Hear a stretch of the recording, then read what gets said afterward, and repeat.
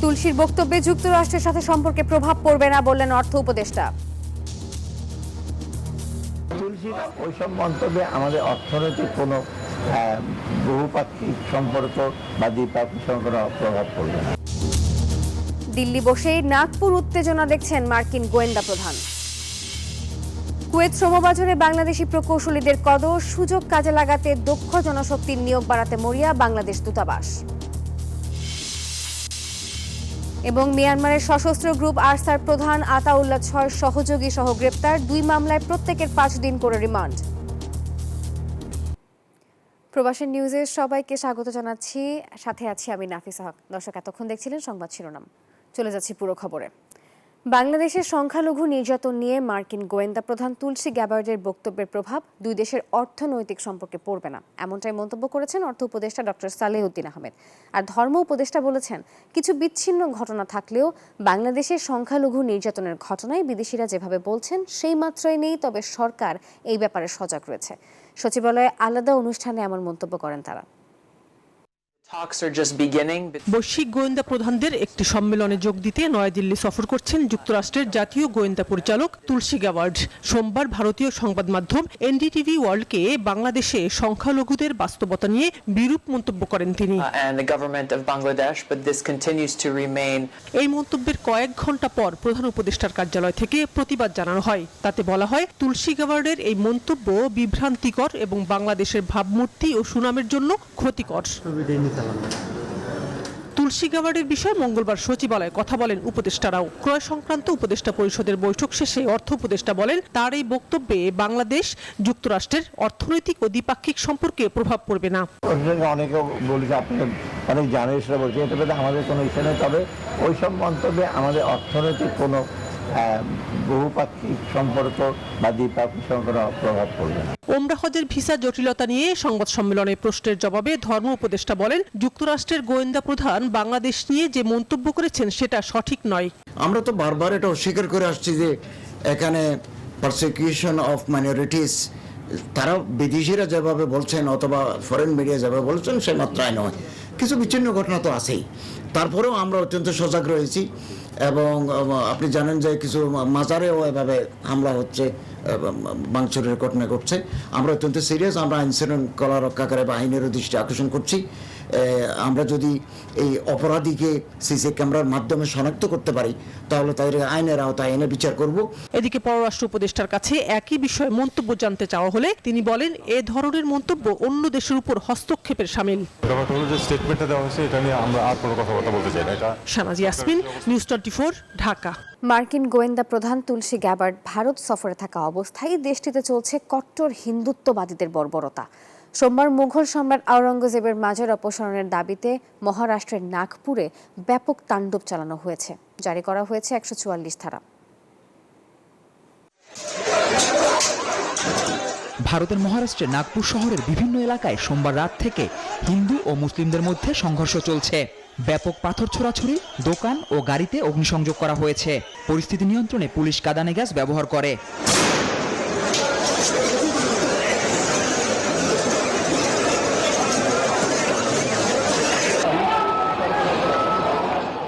নাগপুরে মোগল সম্রাট আওরঙ্গজেবের সমাধি অপসারণের দাবিকে কেন্দ্র করে শুরু হয় দাঙ্গা। পরিস্থিতি মোকাবিলায় সেখানে এরই মধ্যে কারফিউ জারি করা হয়েছে। আর এমন সময় এই সাম্প্রদায়িক উত্তেজনা চলছে যখন মার্কিন গোয়েন্দা প্রধান তুলসী গ্যাবার্ড ভারত সফর করছেন। এমনকি তার ঠিক আগেই বাংলাদেশে ধর্মীয় সংখ্যালঘু নির্যাতনের ঘটনা যুক্তরাষ্ট্রের উদ্বেগের কথা জানিয়েছেন এই মার্কিন গোয়েন্দা প্রধান। এদিকে বাংলাদেশের সংখ্যালঘু নির্যাতনের অভিযোগ তোলা মার্কিন গোয়েন্দা প্রধান তুলসী দিল্লিতে বৈঠক করেছেন ভারতের প্রধানমন্ত্রী নরেন্দ্র মোদীর সাথে। কথা হয়েছে সীমান্ত নিরাপত্তা, সন্ত্রাস দমন, সাইবার নিরাপত্তা, নয়াদিল্লি ওয়াশিংটন সুরক্ষা অংশীদারি নিয়ে। সেখানে ভারতের সংখ্যালঘু নির্যাতন নিয়ে কিংবা নাগপুরে সাম্প্রদায়িক উত্তেজনা নিয়ে কোনো উদ্বেগের বার্তা দেন কিনা সেদিকে নজর সবার। Desk report, news 24। সংখ্যালঘুদের উপর হামলা ধর্মীয় নয় বরং রাজনৈতিক উদ্দেশ্য প্রণোদিত ছিল, তবে সরকার দোষীদের বিরুদ্ধে দ্রুত ব্যবস্থা নিয়েছে বলে জানিয়েছেন প্রধান উপদেষ্টা ডক্টর মোহাম্মদ ইউনূস। মার্কিন সিনেটর গ্যারি পিটার্স মঙ্গলবার প্রধান উপদেষ্টার সঙ্গে দেখা করতে গেলে এসব কথা জানান তিনি। এ সময় মার্কিন সিনেটর পিটার্স অন্তর্বর্তীকালীন সরকারের সংস্কার উদ্যোগ, বিভিন্ন কমিশনের প্রতিবেদন, অবাধ ও সুষ্ঠু নির্বাচন আয়োজনের পরিকল্পনা সম্পর্কে জানতে চান। অধ্যাপক ইউনূস বলেন, রাজনৈতিক দলগুলো যদি সীমিত সংস্কারে রাজি হয় তবে ডিসেম্বরে নির্বাচন সম্ভব, তবে বৃহত্তর সংস্কার চাইলে নির্বাচন কয়েক মাস পিছিয়ে যাবে।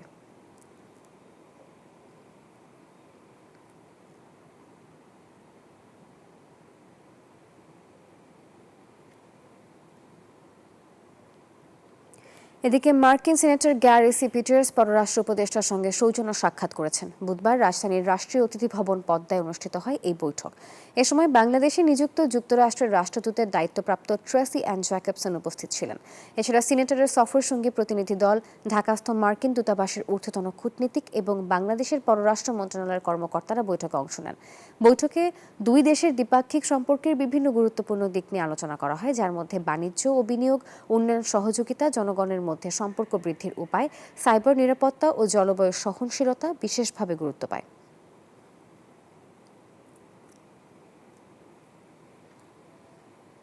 ইউক্রেন যুদ্ধ বন্ধে ফোনে কথা বলেছেন মার্কিন প্রেসিডেন্ট ডোনাল্ড ট্রাম্প এবং রুশ প্রেসিডেন্ট ভ্লাদিমির পুতিন। মঙ্গলবার বাংলাদেশ সময় রাতে তাদের মধ্যে ফোন আলাপ হয়। এ সময় ইউক্রেন যুদ্ধ বন্ধে দুই নেতার মধ্যে ইতিবাচক আলোচনা হয়েছে বলে জানিয়েছে হোয়াইট হাউস। গত জানুয়ারিতে ডোনাল্ড ট্রাম্প দ্বিতীয় মেয়াদে দায়িত্ব নেওয়ার পর দুই প্রেসিডেন্টের মধ্যে এটি দ্বিতীয় ফোন আলাপ। এদিকে ইউক্রেনের প্রেসিডেন্ট জেলেনস্কি বলেছেন, ভ্লাদিমির পুতিনই এই যুদ্ধ চালিয়ে যাচ্ছেন এবং একে দীর্ঘায়িত করছেন।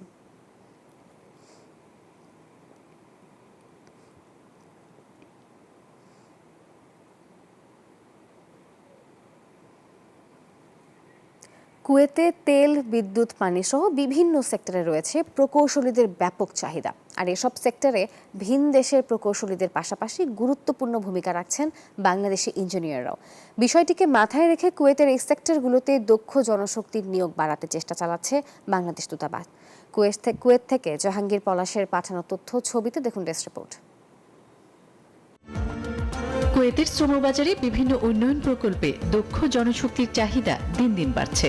দেশটির স্বাস্থ্য সেবা নির্মাণ খাতে প্রকৌশলীর চাহিদা রয়েছে বেশ। কুয়েতে তেল, বিদ্যুৎ এবং পানির সেক্টরে বিভিন্ন দেশের ইঞ্জিনিয়ারদের পাশাপাশি অত্যন্ত গুরুত্বপূর্ণ ভূমিকা পালন করছেন বাংলাদেশি ইঞ্জিনিয়াররাও। বিশেষ করে দেশটির ওয়েল রিফাইনারি বা পেট্রোলিয়াম রিফাইনারি, বিদ্যুৎ, পানি সহ বিভিন্ন সেক্টরে ইঞ্জিনিয়ারদের ব্যাপক চাহিদা রয়েছে। অথচ ভিসা জটিলতার কারণে বাংলাদেশের ইঞ্জিনিয়াররা সেই সুযোগ থেকে বঞ্চিত হচ্ছে। এমনকি একসময় কুয়েতে অনেক বাংলাদেশি ইঞ্জিনিয়ার থাকলেও বর্তমানে আছেন হাতে গোনা কয়েকজন প্রকৌশলী। সরকারিভাবে উদ্যোগ নিয়ে যদি ভিসাটা ওপেন করতে পারে প্রফেশনালদের জন্য, বা আমাদের সরকারিভাবে যদি এখানকার ডিমান্ডগুলি নিয়ে আরও সরকারিভাবে এখানে ইঞ্জিনিয়ার বা প্রফেশনাল আনার উদ্যোগ নেয়, সেটা আরও ভালো হয়। কুয়েতে জনশক্তি নিয়োগে বাংলাদেশ সহ কয়েকটি দেশের জন্য নিতে হয় বিশেষ অনুমতি বা লামানা। বাংলাদেশের ক্ষেত্রে লামানা প্রথা বন্ধ বাতিল করে বাংলাদেশ থেকে কুয়েতে ইঞ্জিনিয়ার, ডাক্তার সহ বিভিন্ন খাতে দক্ষ জনশক্তি নিয়োগে জোর প্রচেষ্টা চালাচ্ছে বাংলাদেশ দূতাবাস। আমরা চাচ্ছি যে সিভিল সেক্টরেও এইসব স্কিলড ম্যানপাওয়ার হিসেবে আমাদের দক্ষ জনশক্তিকে আনার জন্য আমাদের যারা ইঞ্জিনিয়াররা আছেন, ডাক্তাররা আছেন, নার্সরা আছেন, আইটি স্পেশালিস্ট যারা আছেন, তাদেরকে যেন আমরা কুয়েতে আনতে পারি, সেজন্য আমাদের লাগাতার প্রচেষ্টা চলছে। তা আশা করি ইনশাল্লাহ আমরা হয়তো অদূরে ইনশাল্লাহ কামিয়াব হতে পারবো।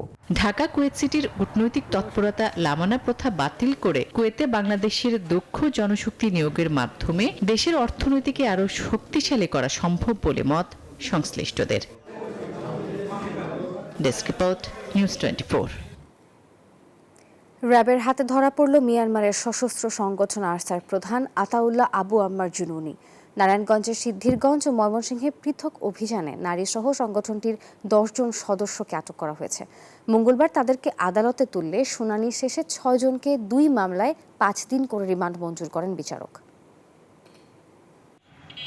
মঙ্গলবার নারায়ণগঞ্জের আদালতে হাজির করা হয় মিয়ানমারের সশস্ত্র সংগঠন Arakan Rohingya salvation army Archer প্রধান আতাউল্লাহ আবু আম্মার জুনুনি সহ সংগঠনটির 10 জনকে। শুনানি শেষে তাদেরকে 5 দিন করে রিমান্ডে পাঠায় আদালত।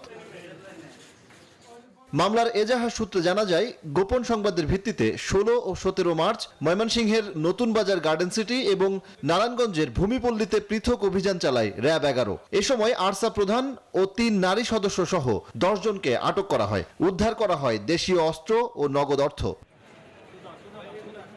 রাষ্ট্রপক্ষের আইনজীবী বলছেন, আটকদের বিরুদ্ধে নারায়ণগঞ্জের সিদ্ধিরগঞ্জ থানায় সন্ত্রাস বিরোধী ও অবৈধ অনুপ্রবেশ আইনে 2টি মামলা দায়ের করা হয়েছে।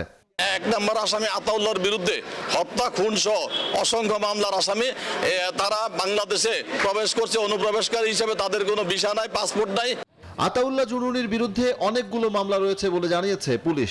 রোহিঙ্গা নেতা মহিবুল্লাহ হত্যা সহ তার বিরুদ্ধে থাকা সব মামলার জট এবার খুলবে বলেও আশা তাদের।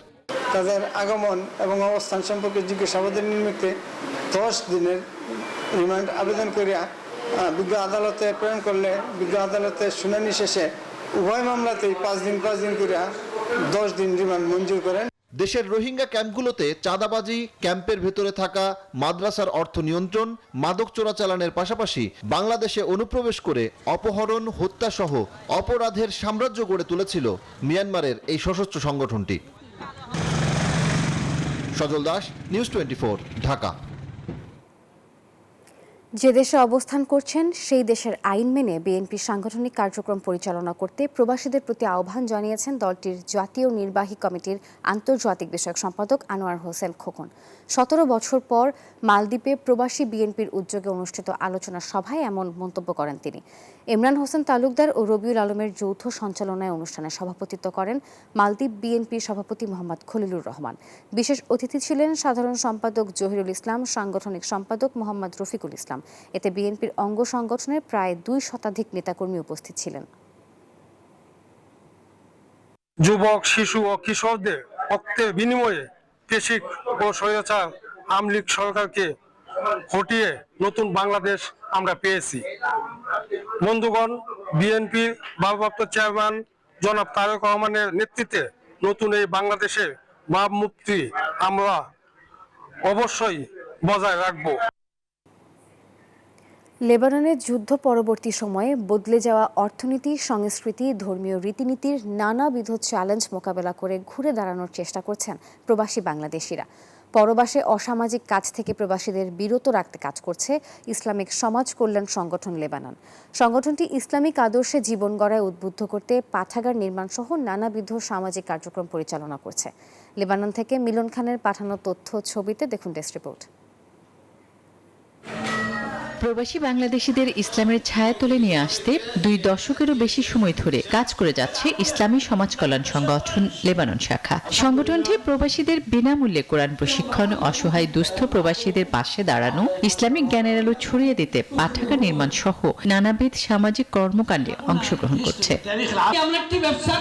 লেবাননের বর্তমান প্রেক্ষাপটে ধর্মীয় অনুষ্ঠান পরিচালনা করতে সংগঠনটিকে বেগ পেতে হচ্ছে। প্রবাসী বাংলাদেশিরা যেন সকল প্রকার অনৈতিক কাজ থেকে নিজেদের বিরত রেখে ইসলামিক আদর্শের জীবন পরিচালনা করতে পারে সেই লক্ষ্যে নানান কার্যক্রম চালিয়ে যাচ্ছে। এরই অংশ হিসেবে ইফতার ও আলোচনা সভার আয়োজন করে সংগঠনটি। এটা আমরা আমাদের ইমানের দায়িত্ব বলে মনে করি। এটা আসলে খুবই চ্যালেঞ্জিং, এরপরেও আল্লাহ সন্তুষ্টির জন্য এটা আমরা করি। বিগত বছরগুলিতে এরকম প্রোগ্রাম করে আসছি এবং ব্যাপক সাড়া পেয়েছি, এবং এই বছরও আমরা আলহামদুলিল্লাহ অনেক সাড়া পেয়েছি। সকলের প্রতি অনুরোধ করব আমরা যেন সমাজের অনৈতিক কাজ থেকে দূরে থাকি এবং সমাজের ভালো কাজগুলোতে আমরা অংশগ্রহণ করি।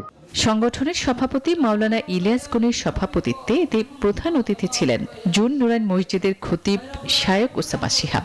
বাংলাদেশ থেকে ভিডিও কনফারেন্সের মাধ্যমে বয়ান করেন বাংলাদেশ জামাতে ইসলামী ওলামা বিভাগের প্রধান doctor Khalilur Rahman Madani. Desk report, news 24। Saudi আরবের দাম্মামে উৎসব মুখর পরিবেশে বাংলাদেশ ইন্টারন্যাশনাল স্কুলের পরিচালনা পর্ষদের নির্বাচন অনুষ্ঠিত হয়েছে। নির্বাচনের 2টি প্যানেল থেকে 5 জন প্রার্থী নির্বাচিত হয়েছেন। তারা হলেন আবু মোস্তাফিজুর রহমান, নোমান শিবলি, ডক্টর তৌহিদ ও তারেক সামান।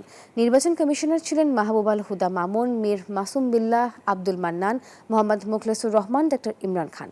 নবনির্বাচিত নেতৃবৃন্দ স্কুলের অবকাঠামোগত উন্নয়ন সহ শিক্ষার মনোন্নয়নে কাজ করে যাবে, এমনটাই প্রত্যাশা সংশ্লিষ্টদের। অস্ট্রেলিয়ার সিডনির মিন্টো ইনডোর স্পোর্টস স্টেডিয়ামে অনুষ্ঠিত হলো শহরটির সবচেয়ে বড় ঈদ এক্সিবিশন। সিডনি বাঙালি কমিউনিটি ইনকের তত্ত্বাবধানে সিডনি বাঙালি বুটিক ক্লাব এই ঈদ এক্সিবিশনের আয়োজন করে। এতে প্রধান অতিথি ছিলেন ফেডারেল এমপি ডক্টর মাইক ফ্রিল্যান্ডার। বিশেষ অতিথি ছিলেন ডেপুটি মেয়র ক্যারেন হান্ট। উপমহাদেশের সেরা শাড়ি, গহনা, সালোয়ার কামিজ ও অন্যান্য ঈদ সামগ্রী ছিল এই এক্সিবিশনের বিশেষ আকর্ষণ। প্রচণ্ড গরম উপেক্ষা করে অভিবাসীরা দূর দূরান্ত থেকে ছুটে আসে ঈদের কেনাকাটা করতে। আগামী 23 মার্চ সিডনির মিন্টো ইনডোর স্টেডিয়ামে হবে তৃতীয় এক্সিবিশন।